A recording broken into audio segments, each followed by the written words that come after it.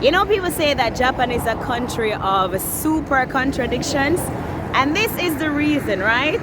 Because how can you have a toilet like this and then a toilet like this in the same country?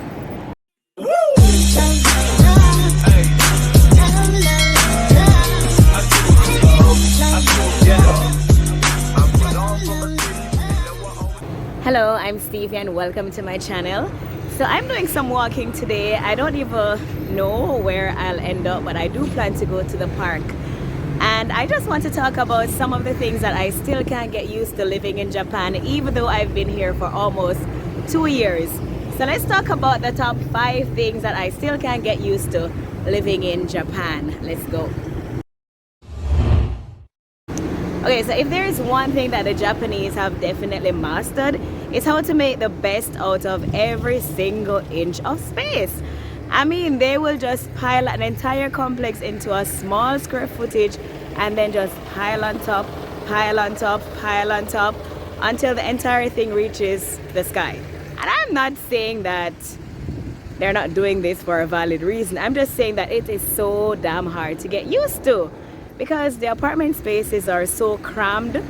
I mean, if you know anything about Japanese kei cars, they're so small, and not to mention the roads. Some of the roads are so freaking narrow. You would not believe that some of these roads are built to facilitate two-way traffic. And then did I talk about the apartments? And then, like, if you work at a Japanese company or just any company in Japan, the work area or the workspace, those little cubicles that you're supposed to be working at, are so tiny and facilitate zero personal space. I really don't get it, and it's very hard to get used to. So navigating Japan's garbage disposal system. As I mentioned in a previous video, in Japan, there's this complex garbage disposal system where your trash or your waste is collected on separate days and in separate containers based on or depending on the depending on the content, right? Is that Japan has a complex garbage disposal system which mandates people to dispose of their garbage in separate categories based on what they're made from, based on their contents, and so on. In fact, at homes, there are separate days for collecting your garbage based on these categories. And Japan is a society where personal responsibility is highly encouraged. So many people don't even think twice about taking home their garbage with them in order to dispose of it properly. So if you visit Japan, bear in mind that you may walk for long distances before seeing any trash can, or even when you do see one, they may have strict measures in place, like they only accept PET bottles or metal cans. Either way, you may want to get used to walking with your trash. And it's a lot. And in different cities, there are different laws. So I just moved to a different city, and I've had to be learning the new laws. And honestly, I don't even care to learn or know them. Well, I do care, but it's such a hassle, right? And this is compounded by the fact that if you walk the streets of Japan, there's like zero trash can. So another thing that the Japanese have mastered is the art of cohesively fitting into a society. I mean, it's definitely a society where everybody follows the rules, the many rules, and you just have to fit in. You are not encouraged at all to stand out. Individuality is not encouraged at all. I'm passing a car mart, I think. Let's see the prices on these vehicles.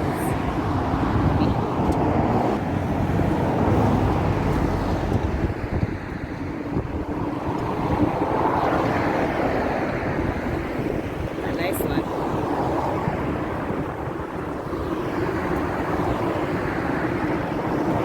So remember, I just mentioned the kei cars. Those are some of the kei cars. Those small cars, they're called kei cars here in Japan. They're so tiny, very efficient, and apparently built for Japanese very narrow roads.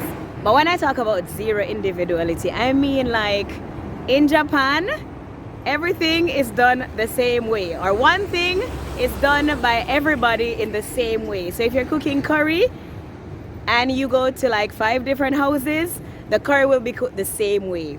If you go to like 5 different graduation ceremony, you'll have the same experience, even if it's across 5 different cities. I don't know how else to explain it, but like, people just don't stand out. Everything is just done the same. Everybody follows his rules. It's like people are programmed to operate the same way every single time. You know, people say that Japan is a country of super contradictions, and this is the reason, right? Because how can you have a toilet like this and then a toilet like this in the same country? I mean, one is clearly an old-fashioned, long-time traditional squatting toilet, and then this one now is a modern toilet with all the trappings of modernity. I mean, a bidet that washes your booty. And some of these toilets even have like music or acoustic. You can even like plug in your phone and listen to your own music. They have seat warmers. They have every single thing you can think of, things that I don't even think are necessary, but they have them. But then you have these squat toilets that still exist in a lot of public spaces up to today, like in schools or even in some stores. I go to stores and I still see these toilets in Japan, and I'm like, why? Okay, so this is the final thing, and I know I also mentioned this in a previous video, but it is super annoying just how expensive fruits are in Japan. And I can't get used to it. I just can't. I refuse to. Maybe because I'm from a country where I'm from Jamaica. It's a tropical country. I mean, I think Japan is a tropical country at certain points in the year. But like in Jamaica, as I always tell my Japanese friends, like things like mangoes, we don't even buy mangoes often in Jamaica because most people in Jamaica have a mango tree in the back of their yards. So to come to Japan and be spending like 3,000 or 30,000 in some cases for a mango, it's just crazy. Why would I do that? And I love fruits, I do. And Japan otherwise is a cheap place in terms of food, and the cost of living is maybe not cheap but affordable. So it's just really the fruits that just makes me annoyed.